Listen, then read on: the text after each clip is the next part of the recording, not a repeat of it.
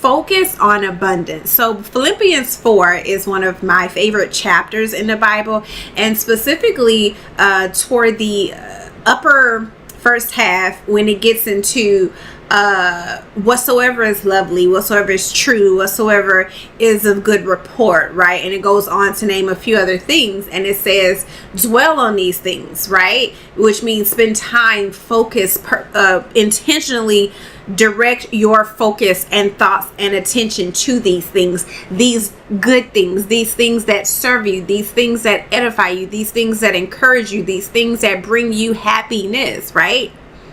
And it says, when you do that, the peace of God will be with you, right? So what it does, I really don't think that a lot of saints, that a lot of believers understand the power and depth of the formula that was shared. And I'll be honest, it helped that I studied for several years mindset and psychology. So it helps me see the power and depth of Philippians 4 in a whole new light. It is literally the formula to ongoing, lasting happiness. Joy, limitless joy. I want to say it may even be in the same chapter where, depending on the translation you read, one will say rejoice always, or one will say always be in a state of joy.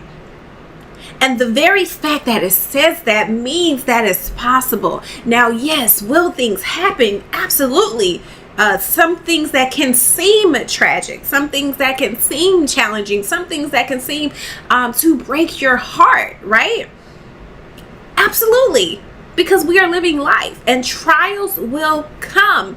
But Romans 8:28 says all things work together for the good for those who love God and are called to his purpose. Not some things, all things. It doesn't mean that all things that happen feel good, are good, look good, but it means that they'll work together.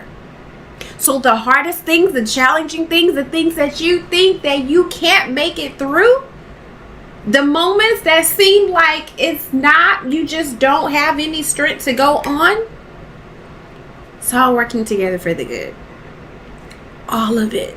No exceptions. So once you know that, once you're aware that just like Job, the enemy cannot do anything to us without God's permission, once you're aware that God is our provider, Jehovah Jireh, we can literally walk and dwell and exist in a state of not just joy, not just maintaining our peace no matter the circumstance, business and personal, because they, intertwine, but we can walk, exist, and live in a state of abundance.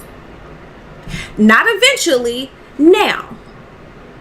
Because just like we know it all works together for our good, just like we know it's going to be all right, even if it doesn't seem like it in a moment, we also know we're abundant. We are abundant. Look at the things that are limitless to you. How many morning, afternoon, and evenings have you had the privilege of living? How much oxygen has God given you the privilege of breathing? How many days have you been able to see out of both of your eyes in some capacity? How many days have you been able to walk? How many days have you been able to use your fingers? And as someone who has walking became a struggle at one point for me, and I was really grateful to, the doctors were able to help me out with that. God showed them what to do. As someone who knows what it's like for it to be a struggle to get out of bed, I do my best. And of course, a daily gratitude practice helps you keep it at the forefront, and it becomes a way of life and not just something you do sometimes or at Thanksgiving, right? But when you choose to focus on all of the things that you have been given, all of the things that you already have, you realize the abundance in your life already, not to come, although more is on the way, but already. There's a video on YouTube that I like, and it has such a powerful statement to me. It says, imagine if tomorrow you only had what you thank God for the day before. Now, I don't know about you, but that lights a spark under me. I try to name everything that I can, from family to abilities to experiences to memories to my home. Philippians 4 shares the formula to stay in a state of peace, to stay in a state of joy. And that formula is directing your thoughts. Only allowing your thoughts to be on what is good, what is lovely, what is true, what is actually true. Not the story you're telling yourself, not the story someone made up that's in your mind, but what is actually factually true. Here's what's true. God made Adam and Eve and put them in a garden of Eden. Eden translated means paradise. God created us to live in paradise and gave us everything that we needed and more. Why do I say and more? Because if it was just food, he could have just gave us like one tree and one lake, and that's enough. But it was a garden. It had options. It was abundance. And yes, sin fell, and for a time we were separated. But as we all know, he sent his son, that connection between man and God, that direct connection, could be restored. So stop taking yourself out of modern day Eden. You can live in paradise on earth right now. Now it's not a garden, right? But live in the abundance that God has for you. Live in a state of joy. Live in a state of peace. Stop allowing the enemy to bring lies of lack in your life. That's work you have to do. How do I know? Because that's work I had to do. I did not grow up hearing this. I grew up hearing God loves me. I grew up hearing obey God, trust God, but I also grew up hearing about basically money hungry people are bad, and sometimes if people get too much money, they get too big for their britches and stuff like that. And that could be true, but it's poor believers in the Bible just like it's rich ones, right? A rich Christian is where Jesus was temporarily laid when he temporarily died, when he laid down his life before he rose, right? That was a rich Christian. So listen, you don't have to judge yourself or beat yourself down if you desire to be a rich Christian. God knows why, right? It's because it's going to serve a purpose. And often that purpose is so much bigger than you.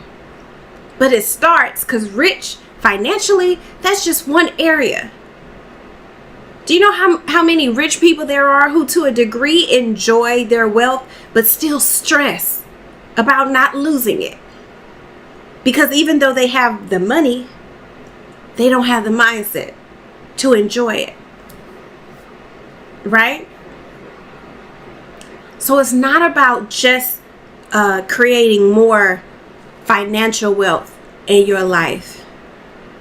Abundance is about acknowledging and living out of sheer gratitude at all that God has already done, and then welcoming and being grateful for the more that he does. And that starts now, and that's something you choose daily. Every day, just like you brush your teeth, just like you do your hair, just like you get dressed. This is not a one-time message. This is not a one-time thing. This is not, okay, today I'm going to choose to focus and only allow abundant thoughts in my mind. Today I'm only going to focus on what I have, all the things I have. And then tomorrow I'm going to go back to those old thoughts and let them run amok. Stop. Because you have the power and authority to stop. Paul wouldn't have directed us to dwell on whatsoever is true and good and lovely if we didn't have the power to do it. You have the power. And I'm here to remind you.